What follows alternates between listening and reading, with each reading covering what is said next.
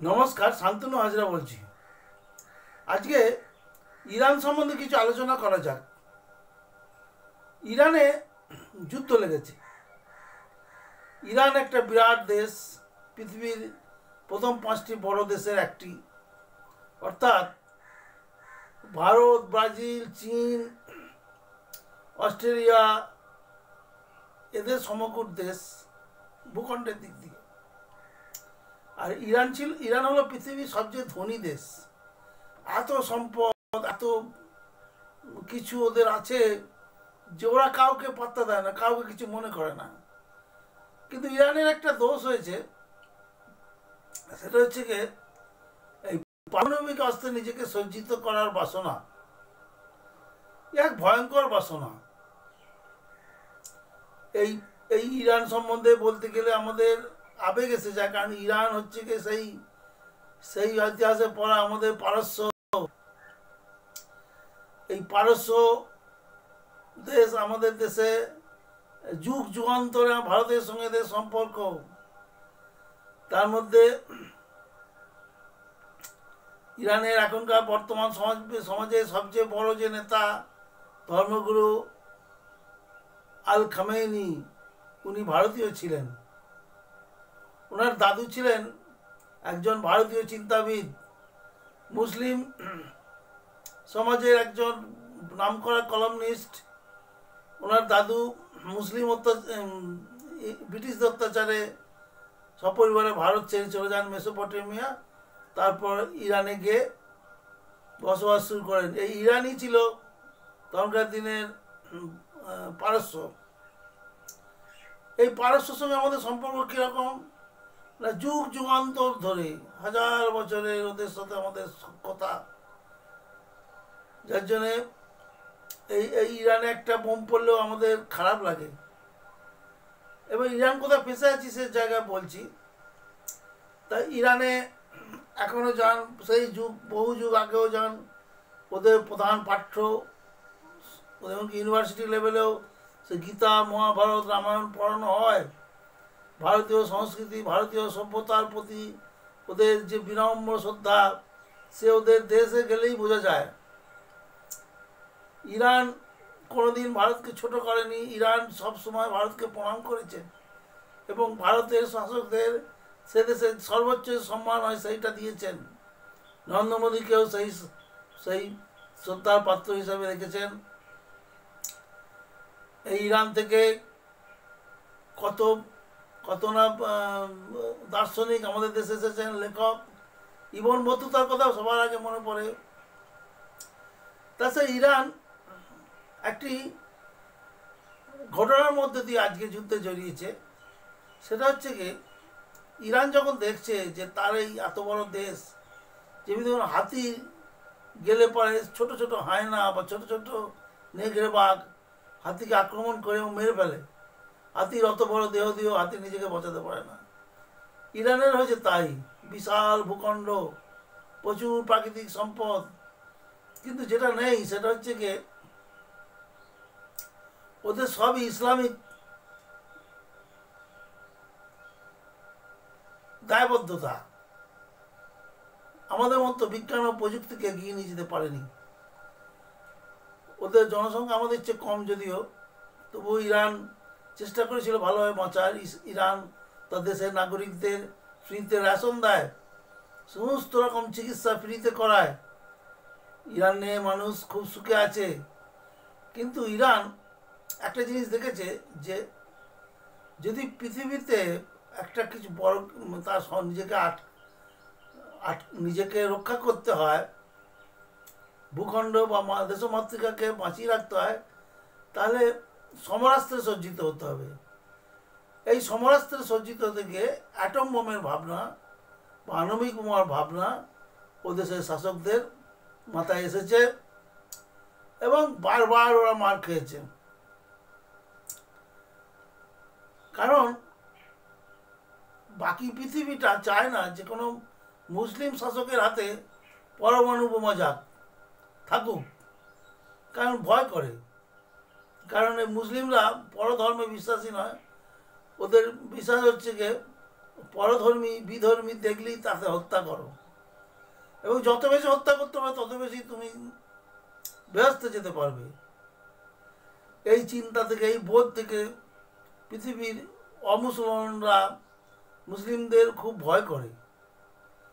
এবং মুসলিম সমাজে একটা জিনিস দেখা যাচ্ছে আজকের যুগে, আমাদের দেশে অন্তত, এই 15 থেকে 18 বছরের ছেলেরা বিধ্বংসী, মরবো বাঁচবো জ্ঞান নেই। সে আপনার কাশ্মীরে জঙ্গিদের রক্ষা করতে ইট ছোড়া বলুন, বা নিজে বুকে মাইন বেঁধে ঝাঁপিয়ে পড়া বলুন, এই সবই এই কলকাতাতেও যখন দাঙ্গা লাগে এই 15 থেকে 18 বছরের ছেলেরা এগিয়ে আসে এবং তারা ভাঙচুর, ডিস্ট্রয় করে দেয়। আমাদের এখানে এনে বা ওই বিদেশি কথা যখন উঠেছিল তখনও দেখা গেল এই 15 বছরের ছেলেরা ট্রেন বাস পুড়িয়ে দিচ্ছে। এবার প্রসঙ্গে আসি, ইরানকে ইসরায়েল এমনভাবে আঘাত করেছে যে ইরানের বোধহয় মেরুদণ্ডটাই ভেঙে গেছে। ইরান ইসরায়েলের 100 গুণ বেশি ক্ষমতাধর, কিন্তু ওই হাতি আর হায়নার মতো। হাতিরও গায়ে প্রচুর জোর আছে, কিন্তু ছোট ছোট 2-3টে হায়না মিলে যদি আক্রমণ করে হাতিকে, হাতি তাদের সঙ্গে পেরে ওঠে না। তাই ইরান নিজেকে রক্ষা করার জন্য পারমাণবিক বোমার আশ্রয় নিতে চেয়েছে।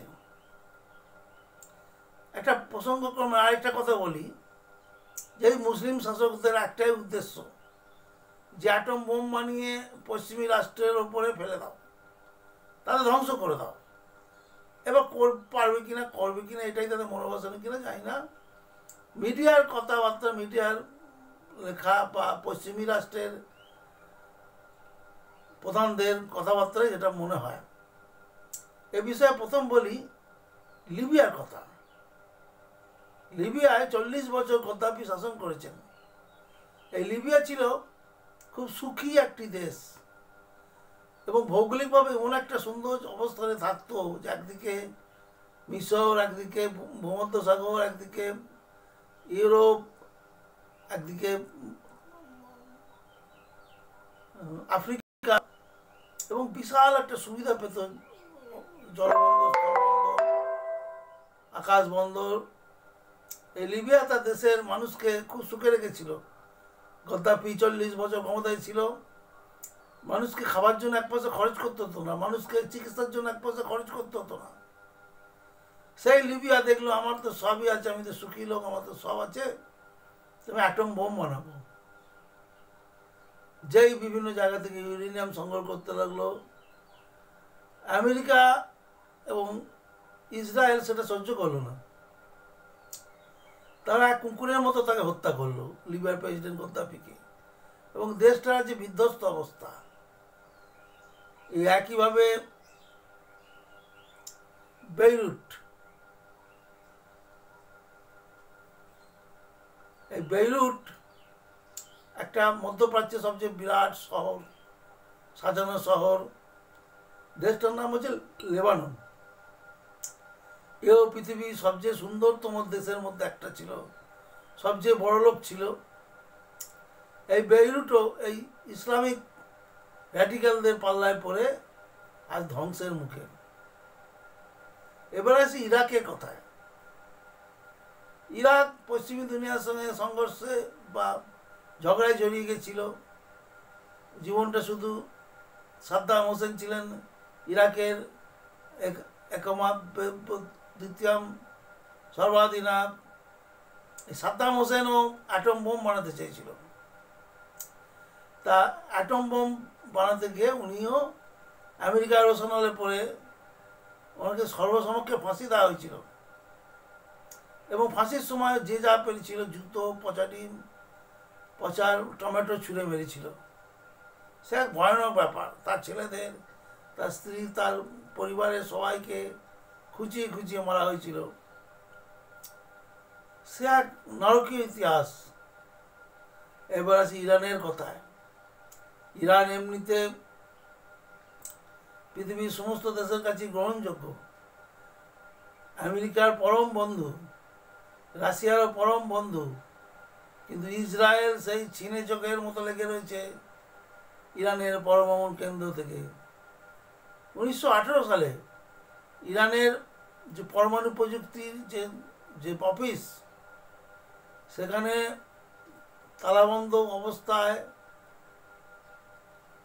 6 টন পরমাণু সংক্রান্ত কাগজপত্র চুরি করে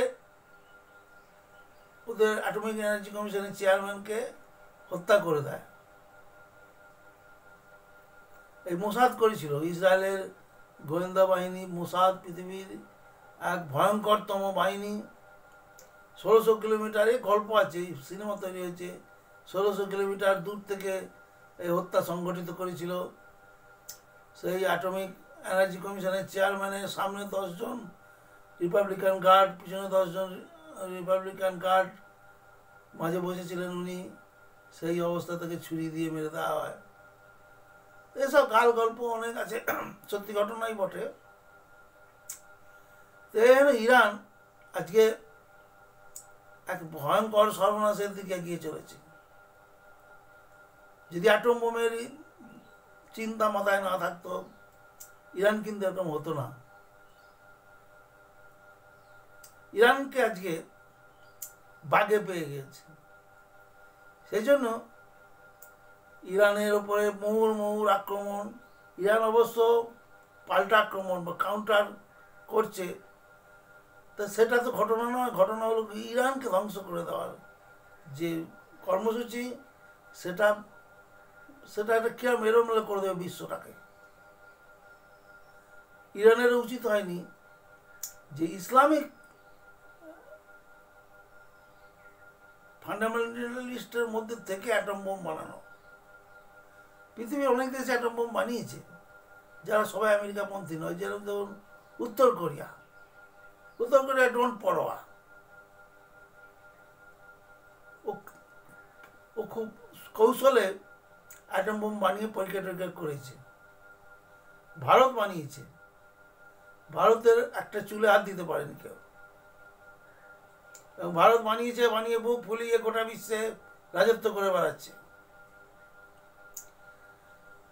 তো ইরানের ইতিহাস, ইরানের যে মোল্লাতন্ত্র, যে র্যাডিক্যাল মুসলিম, তাদের রাজত্ব বোধহয় শেষ হতে চলেছে।